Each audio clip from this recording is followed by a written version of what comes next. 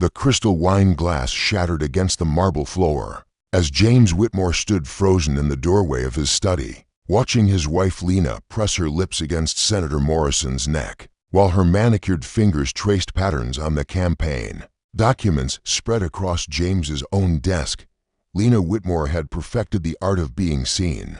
At 38, she possessed the kind of refined beauty that graced magazine covers and charity galas. With equal ease, her auburn hair was always immaculately styled, her designer dresses carefully chosen to project both sophistication and approachability.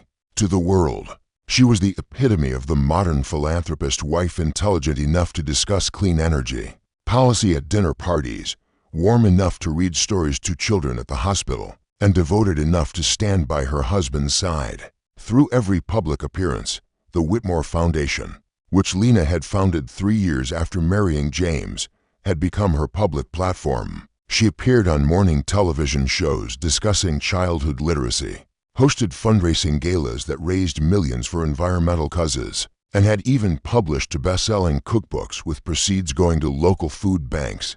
The media loved her, a woman who used her privilege for good, who brought grace and substance to the role of a billionaire's wife. But the cameras never followed Lena into the private dining room of her Beacon Hill mansion on Thursday evenings. They never captured the carefully curated guest lists that read like a who's who of Boston's power elite, politicians, judges, corporate executives, and influential journalists gathered around her antique mahogany table, drawn not by her famous herb-crusted salmon or award-winning wine selection, but by something far more intoxicating: access. Lena had learned early in her marriage that information was the most valuable currency in their world. While James focused on expanding his renewable energy empire, she cultivated relationships that transcended business cards and boardrooms. She collected secrets the way other women collected jewelry, carefully, strategically, and with an eye toward their eventual value.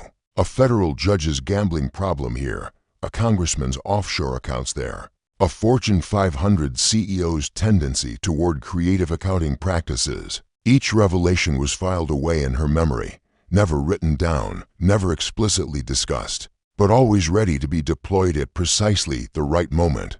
Her dinner parties were masterpieces of orchestration. She would seat a struggling startup founder next to a venture capitalist who owed her a favor, or place an investigative journalist beside a corrupt city councilman, then watch as conversations unfolded exactly as she had intended. The participants often left feeling as though they had stumbled upon fortunate coincidences, never realizing they had been players in Lena's carefully choreographed theater. The irony wasn't lost on her that while she publicly championed transparency and ethical governance through her foundation work, she privately facilitated the very corruption she claimed to oppose. But Lena had long ago abandoned the luxury of moral consistency. Power, she had learned, required pragmatism, and pragmatism demanded compromise. The world was not changed by idealists who remained pure. It was shaped by those willing to navigate its murky waters with skill and determination. As she stood before her bedroom mirror each morning, applying the subtle makeup that would help her face another day of public scrutiny, Lena often reflected on the delicious contradiction of her existence. By day, she was Boston's sweetheart, the good wife who had elevated her husband's public image while making genuine contributions to society. By night, she was something else entirely: a puppet master whose strings stretched into every corner of the city's power structure. A woman who had discovered that the most effective way to control the game was to convince everyone else that she wasn't playing it at all. The morning after Senator Morrison's private meeting in James's study, Lena sat across from Channel 7's morning show hosts, her smile radiant as she discussed the foundation's newest initiative to provide STEM education resources to underserved communities. The irony was exquisite. 12 hours earlier, she had been negotiating the very education budget Morrison would champion in exchange for her silence about his son's DUI cover-up. "You're absolutely glowing today," Lena commented. Host Sarah Chen, leaning forward with the kind of manufactured warmth that morning television demanded. "Marriage clearly agrees with you." Lena's laugh was melodic, practiced. "James and I are blessed to support each other's passions." He builds the infrastructure for a cleaner tomorrow. And I try to ensure we're raising children who are equipped to inherit that world." The camera loved her the way she gestured gracefully with her hands, how her eyes crinkled with genuine seeming warmth when she mentioned children, the unconscious way she touched her wedding ring when speaking of James. What the audience couldn't see was the text message vibrating silently in her purse from District Attorney Walsh. "Need to discuss the Henderson case. Thursday dinner available." Henderson, the pharmaceutical executive, whose company had been cutting corners on drug safety testing. Walsh had been building a case for months, but Lena knew about Henderson's generous contributions to the DA's re-election campaign. Another delicious contradiction to orchestrate. After the show, Lena made her obligatory stop at Children's Hospital, where she read stories to young patients in the cancer ward. This wasn't performance art. Her affection for these children was genuine, their courage a reminder of what truly mattered. But even here, she noticed things others missed. Dr. Reyes, the head of pediatric oncology, seemed unusually stressed, distracted. His research funding had been cut, she knew, and his department was struggling. She made a mental note to mention this to Congressman Bradley, who chaired the health subcommittee and whose wife had been surprisingly understanding about his recent indiscretion with a lobbyist. The afternoon brought a meeting with her cookbook publisher, where they discussed the third volume in her series. The previous two had been legitimate bestsellers, their success due partly to Lena's television appearances, but mostly to the fact that the recipes were genuinely excellent. She had learned to cook from her Italian grandmother, and her passion for food was one of the few authentic aspects of her public persona. The cookbook meetings also served another purpose. Her editor, Marcus Chen, was Sarah's husband and one of the city's most well-connected journalists. Through their casual conversations about food and publishing, Lena learned which stories were being pursued, which investigations were stalling, and which public figures were about to face unwelcome scrutiny. By evening, she was home, supervising the preparation for Thursday's dinner. Her staff had been with her for years. They knew to be discreet, to forget faces and conversations, to ensure that the house's security cameras had convenient blind spots. Mrs. Rodriguez, her housekeeper, had a daughter studying law at Harvard on a scholarship from the Whitmore Foundation. Giuseppe, her chef, had overcome immigration difficulties with the help of Lena's connections. Loyalty, she had learned, was much more reliable when it was genuinely earned rather than simply purchased. As she arranged white orchids in the dining room, Lena allowed herself a moment of satisfaction. Tomorrow's guest list was particularly promising. Judge Martinez, who was presiding over a high-profile corruption trial, Rebecca Tang, the investigative reporter who had been sniffing around clean energy subsidies, Thomas Mitchell, the banking executive whose firm had been laundering money for overseas clients, and Pastor Williams, whose megachurch wielded enormous influence over the city's African-American community. Despite his congregation's ignorance of his gambling addiction, the beautiful thing about her Thursday dinners was that each guest believed they were there for different reasons. Martinez thought he was cultivating political connections for his eventual Supreme Court ambitions. Rebecca believed she was developing sources for her stories. Mitchell was seeking favorable coverage for his bank's community investment programs. Pastor Williams was pursuing funding for his youth programs. None of them realized they were pieces on Lena's chessboard, positioned to create the exact outcomes she desired. James would be in California tomorrow, meeting with solar panel manufacturers, blissfully unaware that his absence had been carefully orchestrated. Her husband had become increasingly uncomfortable with her Thursday gatherings, though he lacked the courage to directly confront her about what he suspected. Better that he remained focused on his clean energy empire while she managed the messier realities of power and influence. The October evening air carried the first hint of autumn's bite as Lena's guests arrived for what would prove to be her most ambitious Thursday dinner yet. She had spent weeks orchestrating this particular gathering, each invitation strategically timed, each guest carefully prepared for their role in the evening's performance. As she greeted Judge Martinez at the door, she noted the slight tremor in his hands. The stress of his upcoming ruling on the waterfront development case was clearly taking its toll. "Maria sends her regards," Lena said warmly, air kissing the Judge's cheeks while helping him with his coat. She mentioned how much she enjoyed the gallery opening last week. Maria Martinez had indeed attended the opening, where she had been photographed accepting a generous donation to her art therapy program for veterans from a subsidiary of the same development company her husband would soon be judging. The photograph, currently residing in Lena's private collection, would never need to be used. Martinez was far too intelligent to require such crude persuasion. Rebecca Tang arrived next, her notebook already tucked discreetly in her purse despite Lena's standing rule about no business discussions during dinner. The investigative reporter's pursuit of the clean energy subsidy story had been admirably thorough, but she lacked certain key pieces of information that would transform her article from a minor scandal into a career-defining expose. Those pieces would be provided tonight, carefully woven into conversations that would seem entirely natural. Thomas Mitchell brought his wife Eleanor, a calculated decision that Lena appreciated. Eleanor's presence would make the banking executive feel safer, more in control, while actually making him more vulnerable.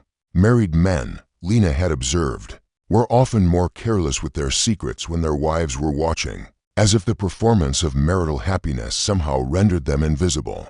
Pastor Williams arrived last, his booming voice and infectious laughter filling the foyer as he embraced Lena with the warmth of genuine friendship.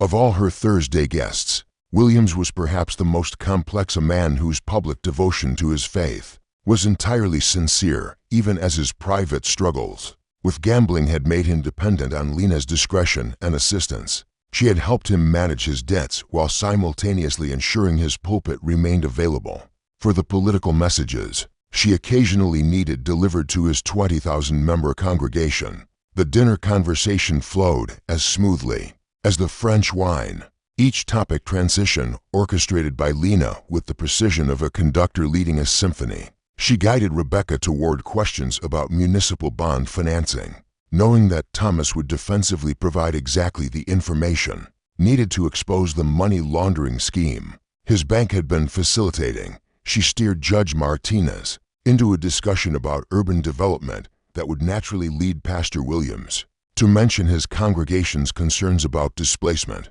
providing a moral framework Rebecca would need for her story.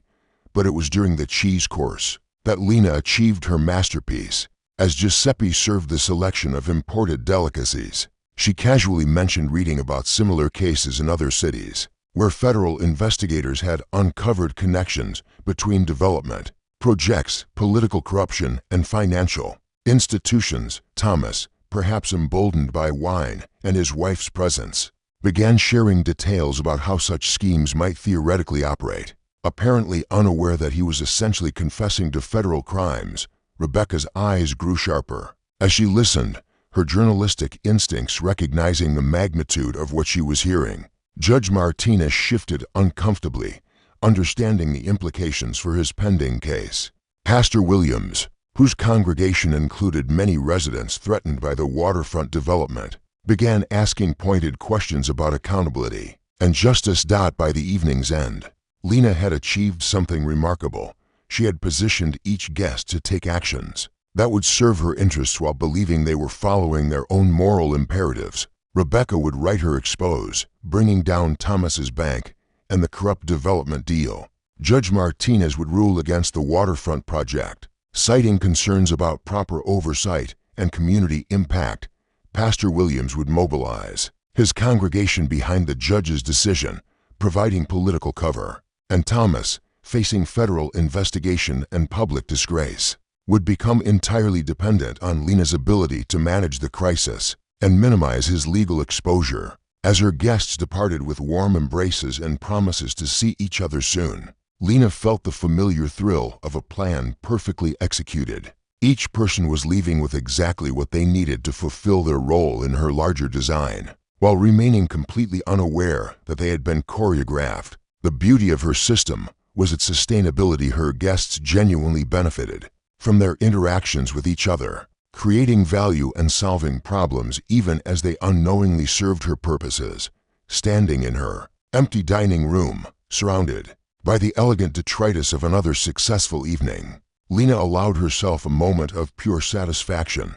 Tomorrow, The first dominoes would begin to fall, and the carefully constructed sequence she had spent months arranging would unfold exactly as planned.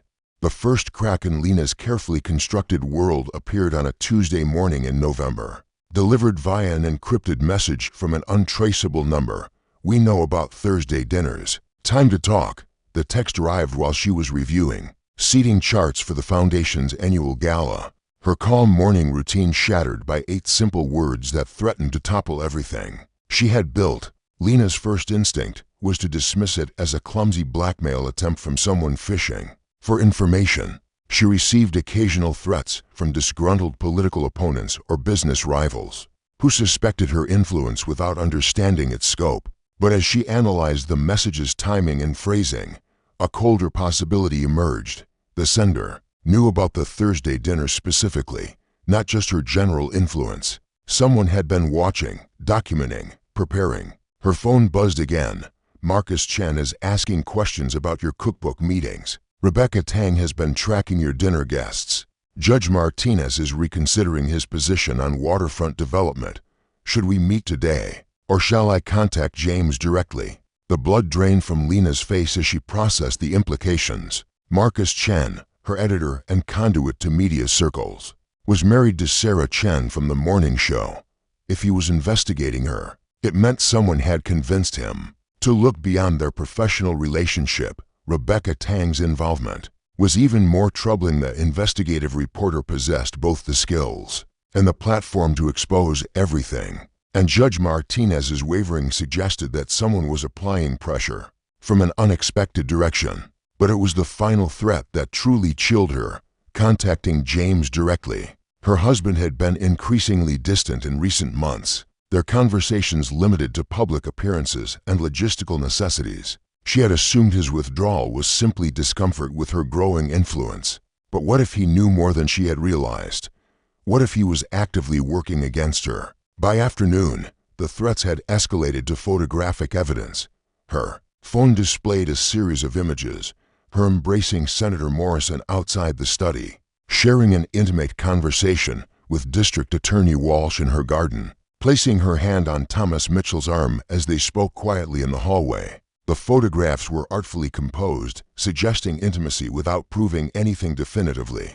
But their existence implied sophisticated surveillance over an extended period. The accompanying message was more specific. "Thursday, 8 p.m., Copley Plaza Hotel Bar. Come alone, or these images go to the Globe tomorrow morning." Lena spent the remaining hours until the meeting attempting to identify her tormentor through careful inquiries to her network. But every conversation revealed more disturbing information. Marcus Chen had indeed been asking questions about her cookbook meetings, specifically about their frequency and the personal information she shared during their discussions. Rebecca Tang had been photographing license plates outside Thursday dinner parties and cross-referencing guest lists with voting records and business dealings. Even Pastor Williams had mentioned receiving questions about his relationship with the Whitmore Foundation from someone claiming to be writing a feature story about faith-based community development. The Copley Plaza bar was dimly lit and nearly empty when Lena arrived at precisely 8 o'clock.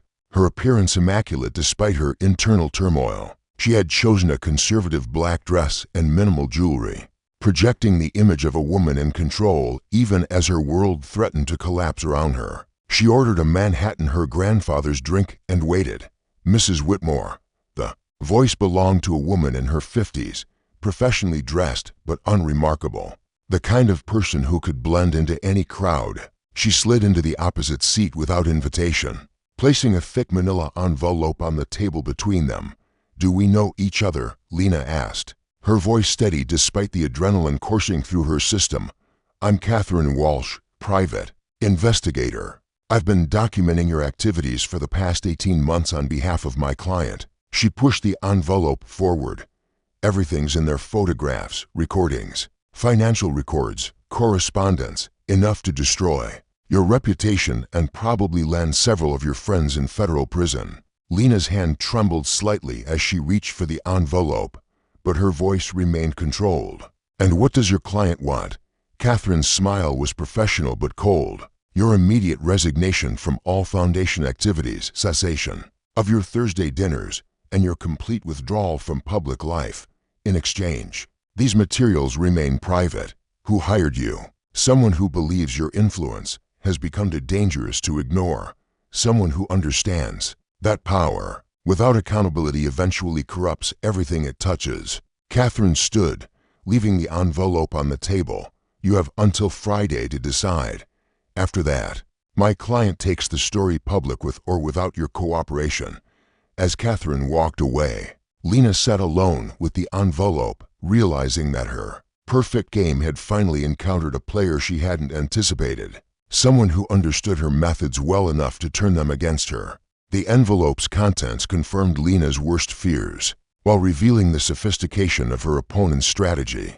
18 months of surveillance had captured not just compromising photographs, but audio recordings from her private conversations, copies of financial transactions linking foundation funds to political favors, and even transcripts of her most sensitive Thursday dinner discussions. Someone had penetrated her inner circle completely, documenting every move with the patience and precision of a chess grandmaster. But it was the final page that stopped her cold. A photograph of James's signature on a retainer agreement with Catherine Walsh's investigative firm, dated 22 months earlier. Her own husband had been orchestrating her downfall from the beginning, studying her methods and building a case against her with the methodical precision she had always admired in his business dealings.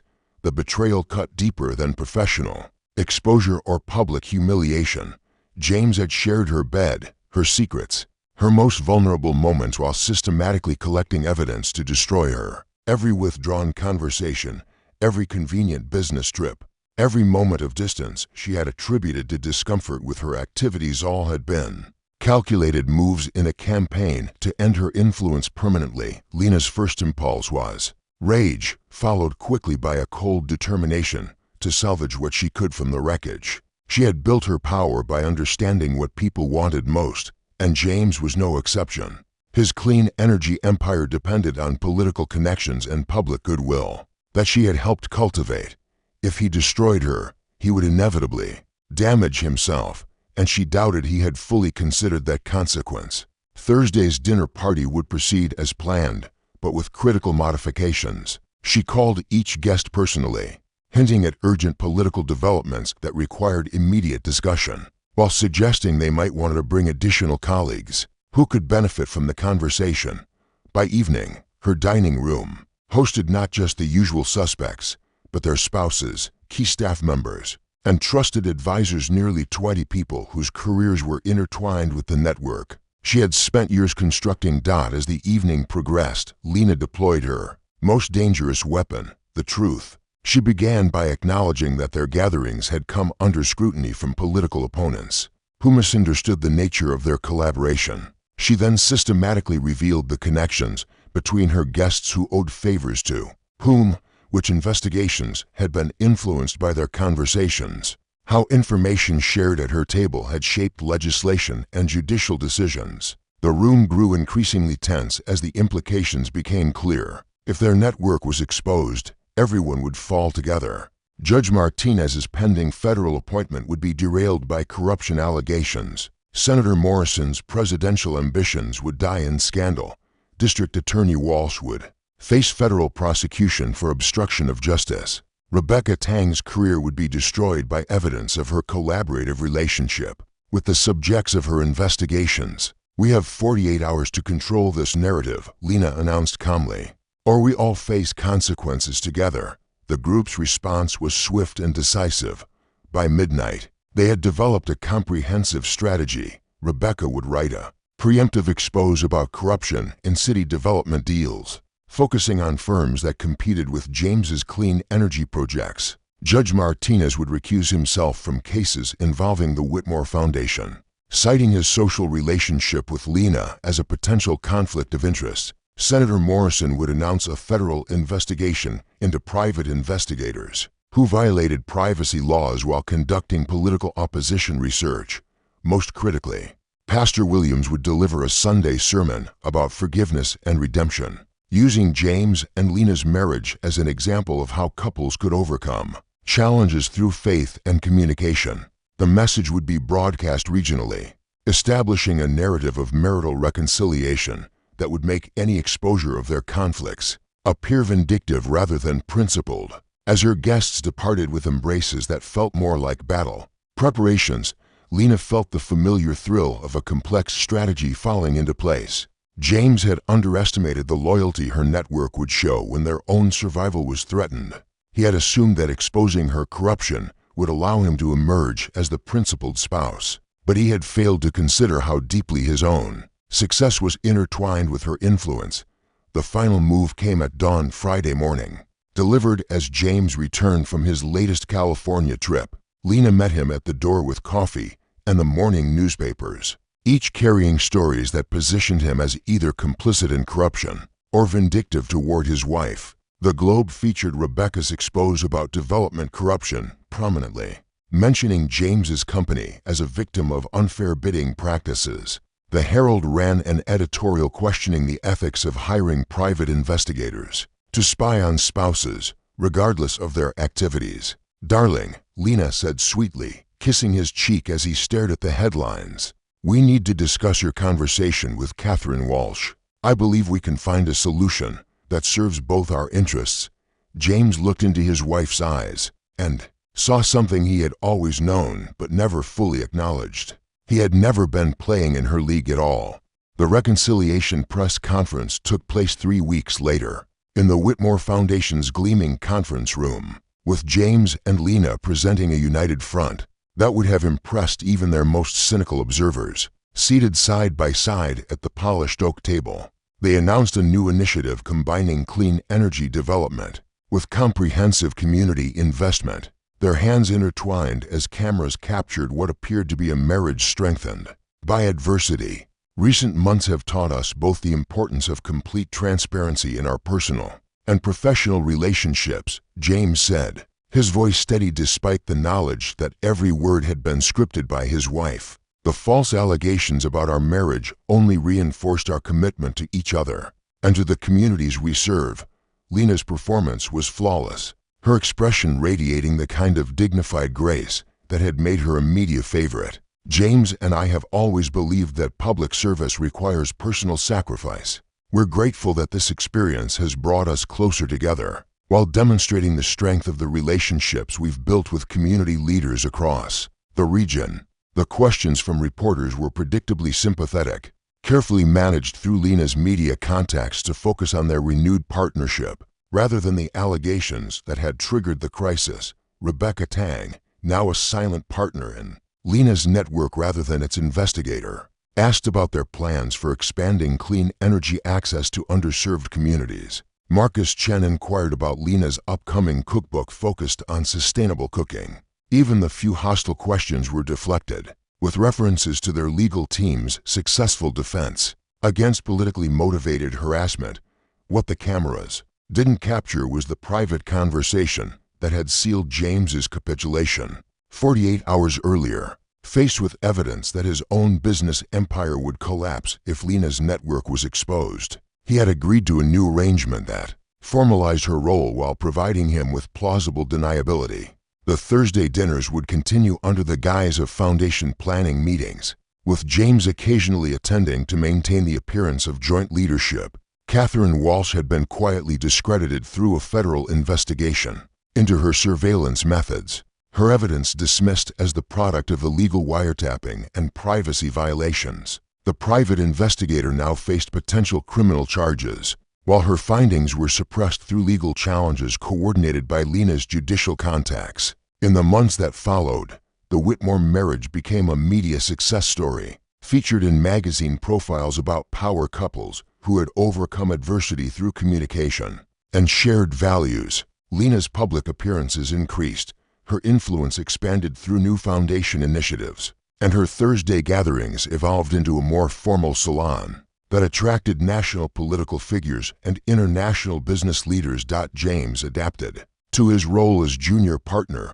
with the pragmatism that had made him successful in business. His clean energy company continued to thrive through contracts facilitated by Lena's political connections, while he focused on technical innovation and left strategic networking to his wife's superior skills. Their public interactions showed genuine affection, not the passionate love of their early marriage, but the mutual respect of accomplished partners who understood each other's value. The final irony wasn't lost on either of them. James's attempt to destroy Lena's influence had instead legitimized and expanded it. By forcing her to consolidate her network's loyalty and demonstrate its power, he had helped her transition from a behind-the-scenes operator to a recognized political force. The scandal that was meant to end her career had instead provided the platform for her emergence as a national figure, standing in their bedroom on the first anniversary of the crisis, watching Lena prepare for a television appearance discussing women's leadership and philanthropy.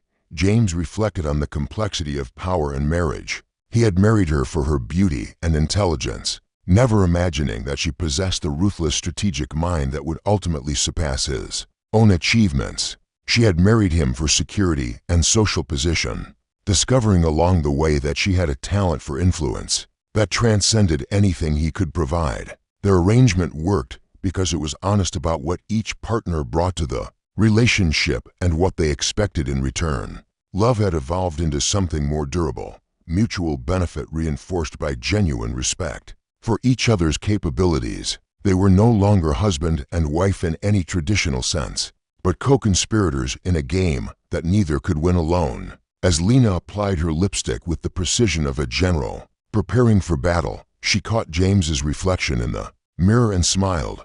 "Ready for tonight's dinner?" she asked, knowing that Senator Bradley was bringing the new energy secretary to discuss federal renewable initiatives. "I think you'll find our guests quite interesting." James nodded, understanding that his role was to charm and impress while she orchestrated the real business of the evening. He had learned to appreciate the elegance of her manipulations, even as he remained their primary beneficiary. Their marriage had become the perfect cover for the most sophisticated influence operation in American politics, hiding in plain sight. Behind the facade of philanthropic partnership and marital devotion, the game would continue, more complex and far-reaching than ever before, with Lena as its undisputed master and James as her willing accomplice. Together, they had transcended the traditional boundaries of marriage, politics, and power to create something entirely new, a partnership that served their individual ambitions, while reshaping the very nature of influence in American society. But, perhaps most importantly, they had answered the fundamental question that had always lurked beneath their arrangement: who was really in control? The answer, as James now understood with perfect clarity, had never been in doubt. Question for the reader: in a world where political influence often operates through unofficial channels and personal relationships, do you believe Lena's methods represent a natural evolution of power in modern society? Or do they constitute a dangerous corruption of democratic institutions? When everyone involved ultimately benefits from her orchestrations, communities receive funding, politicians advance worthy causes, and problems get solved, does the manipulation of the process matter more than the positive outcomes it produces?